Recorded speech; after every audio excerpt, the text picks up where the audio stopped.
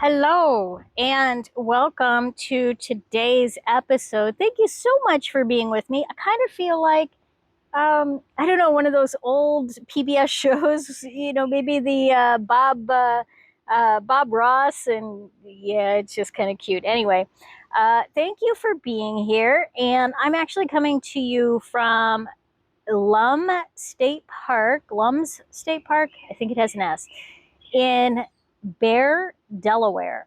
So I've made it all the way to the other side of the country. And we're going to be here for 5 days. This looks like an amazing park to really enjoy. So I'm looking forward to a lot of the activities, which also means not sure how much crocheting I'm going to get done in that amount of time. And just chit chat with you a little bit and give you some updates and some new tips. So I have been, okay, now I got to remember, I'm making the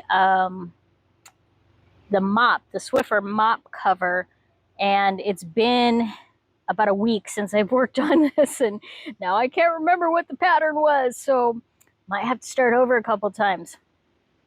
Anyway, okay, this is what we're doing. We're doing half double crochets. I wanted to talk about a few things. One is how I am doing on learning to crochet in the moving vehicle as we are going across country. I was really worried about that. I even got those bracelets that are for motion sickness because I do tend to get motion sickness. I absolutely know I cannot, under any circumstances, read while we're riding in the car. It's half double crochet, slip stitch, half double crochet, slip stitch. I'm doing half double crochets all the way across. All right. So anyway, squirrel is a real possibility here. So I know I cannot read while we are in the truck. There's just too much motion, and I can't keep my eyes focused on the book long enough. So I was very concerned about being able to crochet, thinking that it was going to be a very similar situation. And what I have actually found is that the crochet is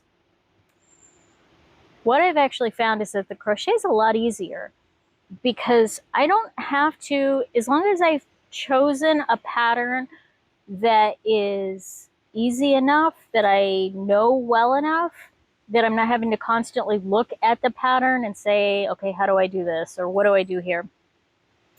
If the pattern is easy enough and repetitive enough, then I can periodically look up from my work and not worry too much about having my eyes on the project all the time.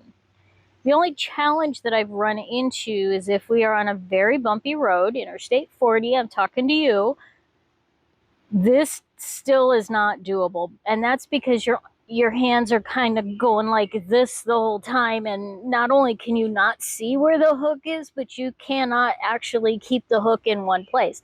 You can't predict the bumps. So I have gotten to the point where I very much enjoy crocheting in the truck while we're driving down the road, as long as the road is smooth enough that it's not real bumpy. And if it is, I'm okay.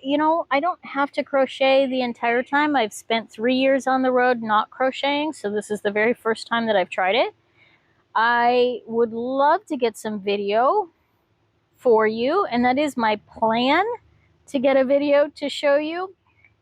However, I don't have one of those suction cup camera mounts or phone mounts for the truck. So I have to get one of those before I can do that, because there's no way that anything else is really going to work to hold the camera steady enough while we're driving down the road.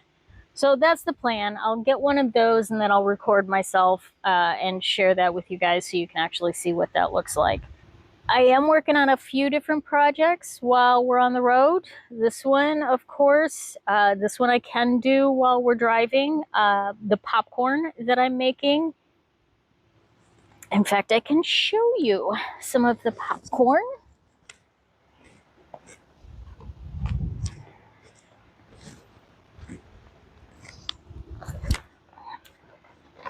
So this is the popcorn before I've actually put it together. You can kind of see it's just a little bit of a bumpy strip, and you just take a needle.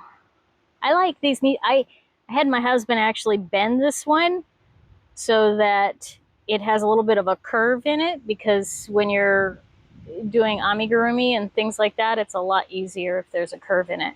So you take the needle, and I like these ones that have the big plastic threadable part, because I hate trying to thread these things.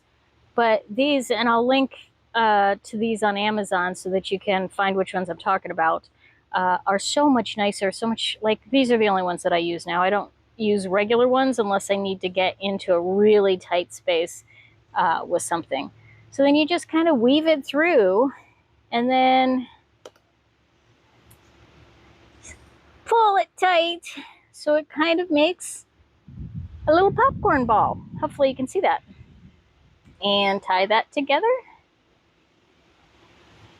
Now, my original goal was to make somewhere around 800 of these, and I realized I absolutely could do that to make the amount of garland I wanted to make. But to be honest, I don't enjoy it enough. Whew, my camera's shaking. Let me give this wind a minute to die down.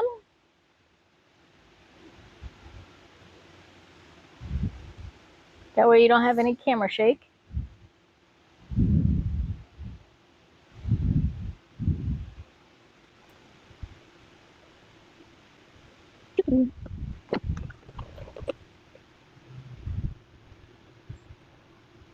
Okay, we're gonna change positions here.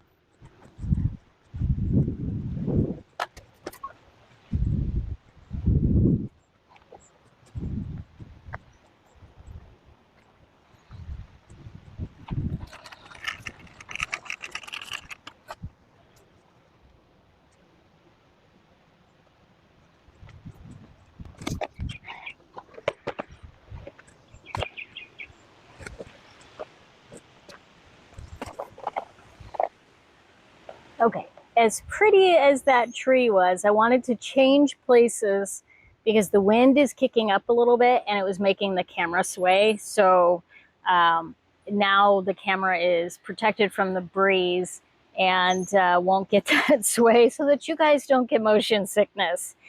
Anyway, here's the popcorn, the finished product, and then what I do is I string it together with the red beads. I actually got red wooden beads, and I'll link those in the notes below for you, as well as the pattern.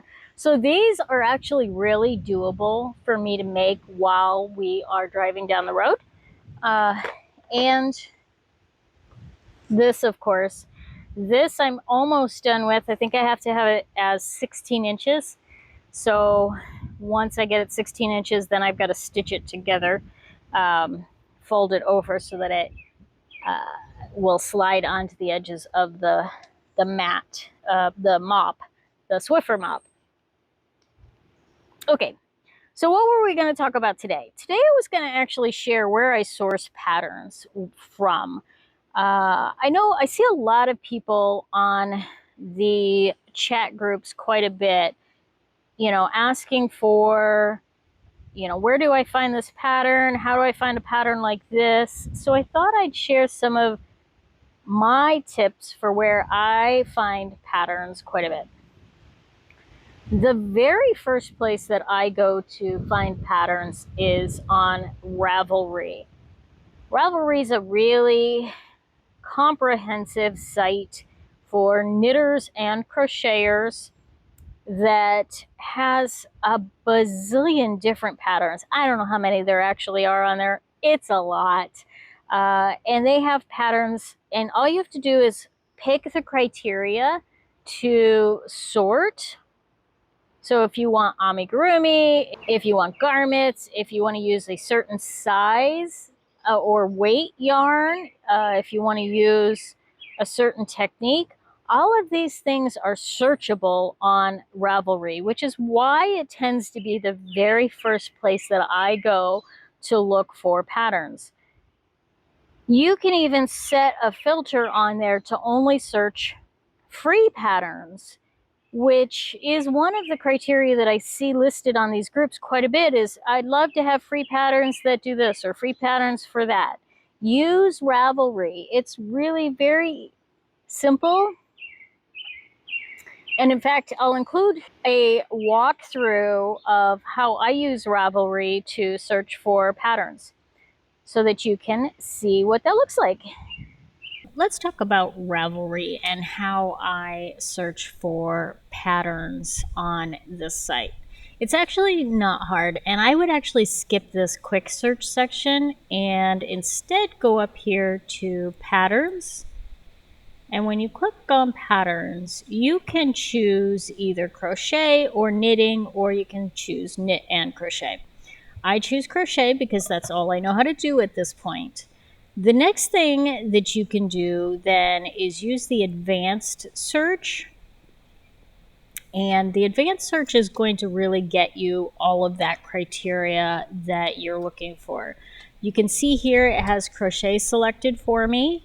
But then over here on the left, I get to choose all kinds of things. So let's just, at random, let's say we are looking for a market bag and we want it to be a granny square market bag. So we're going to come over here and we're going to say, you know what, I think it could be accessories. We're going to say bag. And then we got all of these different options here. Market bag. It narrows it down. Now I'm down to 58 pages, 2,743 options.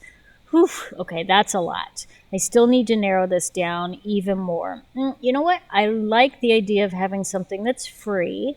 So let's choose that. And now we are down to 909 options. You can start to see that this is kind of narrowing things down for you. You can say, ooh, what do I like here? Do I want to do some color work or construction? You can add some of those. I know that I have DK weight yarn that I want to use for this project. So I'm going to select DK. Now I'm down to 132 options. We can see these narrowing down quite a bit. Let's say I know how much yardage I want to use. I can actually narrow that down. I can say where it comes from. I can say what type of fiber. All of these things. Oh, and you know what? This has to be easy because I just don't have time for something that's complicated. So we're going to make this super easy. Now we have narrowed this down to 29 patterns. I can actually scroll through these pretty quickly and say, look, there's one that's a granny square right there. That meets the criteria. Now, if we were still like way more than we needed to, we could actually then put in, I'm going to take one of these criteria off just so that we can broaden this a little bit. And, oh, I know how we do this. We do this at the top. I'm going to say, let's take off DK because we don't know exactly what we want to do with it yet. So that's going to bring our count back to 909. Then up here, I'm going to type in granny square. So you can see it's actually giving me the option attributes, crochet techniques, granny square. Now all of the ones that are going to come up for me are meeting this criteria: granny square, free, market, crochet. And I only have 43 to choose from with those criteria. So that's a really good way to use the Ravelry extensive search to find all of the things that you want to really search for. Hope that tutorial helps. Let me know in the comments below. Okay, so what did you think about that? Did you like that search feature? Did you like the way that you could find things? Now, not everything is listed on Ravelry. There are still hundreds, thousands of patterns that are not available whatsoever on Ravelry. So the next thing that I will do is if there's something that I'm specifically looking for, honestly, I just use the search engine, whether it's Google or DuckDuckGo or whatever you're using, whatever search engine you want, just type in crochet Christmas tree or crochet RV or crochet scarf, and you're going to get lots of options. Now, if you want to search for something that's free, just add the word free. Crochet free patterns, add the word patterns. Here's the kicker. You got to add the word patterns. If you don't add the word patterns, you're liable to get finished products. And if you're looking for something to create, you're not looking for the finished product. You're actually just looking for the pattern. So say crochet free patterns and then whatever it is that you're looking for. That is a fabulous way to find patterns of all sorts. Now, a lot of these are going to lead you to, not so much if you're doing free, but if you're not filtering for free, you're going to get a lot of Etsy results. Etsy is another really, really good place to find patterns. I like Etsy quite a bit, but there's a couple of things that you need to know about using Etsy. There are a lot of scammers on Etsy selling patterns that are AI generated and not quality. They've not been tested. They've not been, authenticated in any way. So they're usually pretty cheap. They usually don't have reviews, and they especially aren't going to have reviews with photos. So always look for patterns that have reviews, and more specifically, reviews that include photos of the final product that somebody has created for you. This hook has a tendency to slide down, and my husband's going to glue it back on for me, but he hasn't done it yet. What was I saying? Look for patterns that have reviews with photos so that you can actually see that the final product is what they're actually advertising. That's the best way to avoid the AI generated patterns that aren't really real. That, somebody said, hey, AI, create a pattern that is this, and it's not tested, it's not actually real. If you don't look for those, you very well could purchase a pattern that's not legitimate. And so you really want to try and avoid that. Okay, so we have Ravelry, we have search engines, and we have Etsy. Another source for these patterns is Instagram. Now, when you use Instagram, what you want to do is you want to start adding search hashtags. So it could be hashtag crochet pattern or hashtag amigurumi or hashtag granny squares or those kind of things.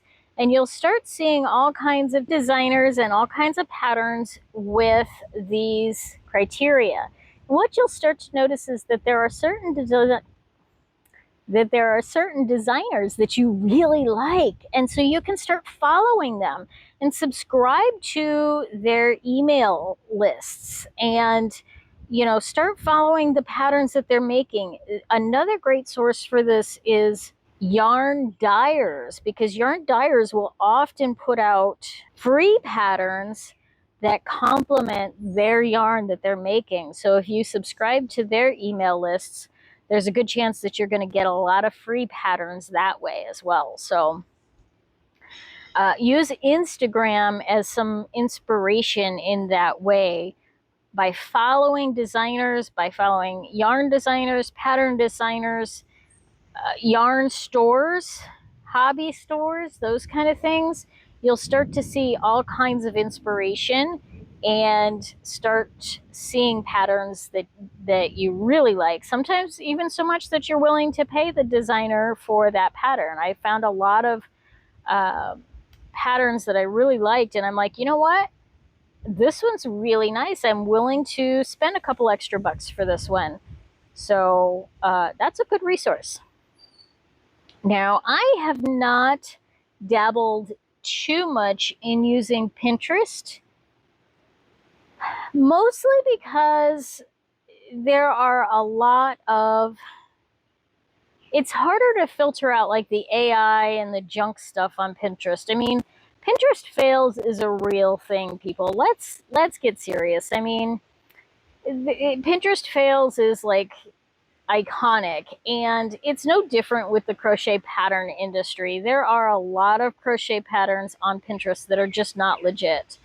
So Pinterest, no matter where you go, whether it's Pinterest or Etsy or Google searches, no matter where you go, you're going to want to do your due diligence and really look at the site and say, and the pattern, and say, let me see if I can't cross-reference this somewhere else. Is this Etsy pattern available on Ravelry? Is this Pinterest pattern available on Etsy? You know, can I find these in different sources where maybe I can look at reviews?